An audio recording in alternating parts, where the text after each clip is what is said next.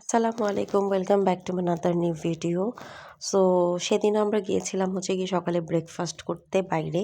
As always star. কেন যেন আমি ২-৩ সপ্তাহ যাবত স্টারেই নাস্তা করতে যাচ্ছি। আসলে আমার এই চাইনিজ ভেজিটেবলটা এত বেশি পছন্দ হয়ে গিয়েছে যে আমার হাসব্যান্ড যখনই জিজ্ঞেস করে কোথায় যাবো আমি বলি স্টারে যাবো।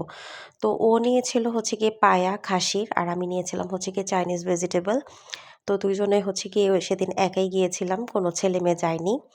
তো ২ জনে হচ্ছে গিয়ে একসাথে নাস্তা-টাস্তা করে আহ গল্প করলাম অনেকক্ষণ। অ্যান্ড বাসায় এসে রেস্ট নিয়ে বিকালের দিকে বের হয়েছিলাম।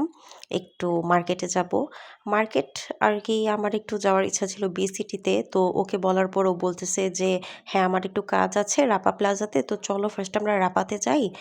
দেন হচ্ছে বি-সিটিতে যাবো।"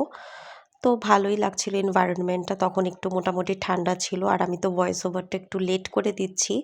এই ভ্লগটা হচ্ছে গিয়ে একটু আগের। তো যাই হোক, আমি হচ্ছে গিয়ে রাপা প্লাজাতে গিয়ে একটু হাঁটাহাঁটি করছিলাম, ঘুরছিলাম। এখানে আমার হাসব্যান্ড তার অফিসের কাজটা আর কি করতে গিয়েছিল আমাকে এখানে রেখে।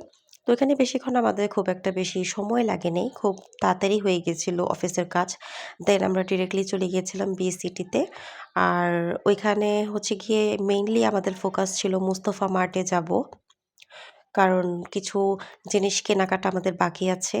আর ওইদিনও দেখলাম যে বি-সিটিতে মানুষ খুব একটা বেশি নাই।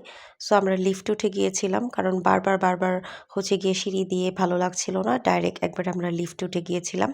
আর ওইদিন অনেক সুন্দর একটা আউটফিট পড়েছিলাম। এটা অবশ্যই আপনাদের সাথে শেয়ার করব। তো আফটার দ্যাট হচ্ছে গিয়ে আমরা মোস্তফা মার্টে মোস্তফা মার্ট হচ্ছে বি-সিটির ৫ তলায়। আমরা ওইখানে আর কি গেলাম আমাদের কিছু কেনাকাটার জন্য। তো ওইখানে গিয়ে দেখি যে হিউজ পরিমাণ হচ্ছে গিয়ে সেল চলছিল। মানে স্যান্ডেল থেকে নিয়ে দেন হচ্ছে গিয়ে আন্ডারগার্মেন্টস আর অনেক কিছু ছিল। তো ওইখানে গিয়ে হচ্ছে গিয়ে আমার হাসব্যান্ড তার ছেলের জন্য সব কেনাকাটা। আর ওইখান থেকে আমরা কোনো সেলের জিনিস নিইনি। বাই দ্য ওয়ে এই কিউটিটাও কিন্তু সেলের জন্যই ছিল। মানে সেল ছিল ওর উপরে।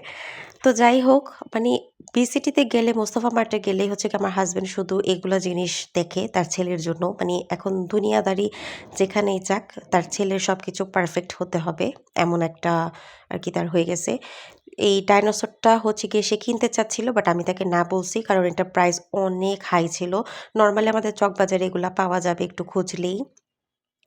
তো এখানে গিয়ে আমরা হচ্ছে গিয়ে আমাদের জন্য কিছু কেনাকাটা করছিলাম। কেনাকাটা করতে আবার ও একটু শীতের জন্য এটাকে মেবি বলা হয় মাইনাস যখন থাকে তখন এই জ্যাকেটগুলা মেবি পরে।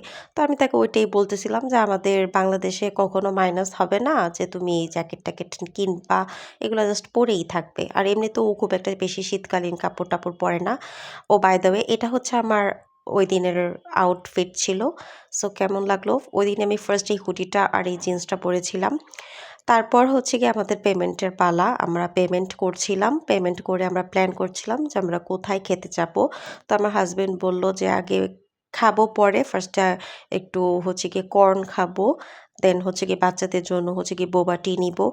আর এটা হচ্ছে আমার লাইফ সেভিয়ার। মানে এটা হিউজ পরিমাণ ওদের স্টকে এসেছে। এর আগেরবার এরকম খুব একটা বেশি ছিল না। সো আমরা হাঁটতে হচ্ছে গিয়ে কর্নের ওইখানে গেলাম। ওইখানে আমরা কর্ন অর্ডার করে কর্ন খেতে আমাদের একটা কল আসলো। দেন বাচ্চাদের জন্য পার্সেল নিয়ে নিলাম। যে সাডেন আমার শাশুড়ি সিক। তো আমরা বাসায় এসে পড়ছি। তো এই ভ্লগ আজকে এইটুকুই। Thanks for watching.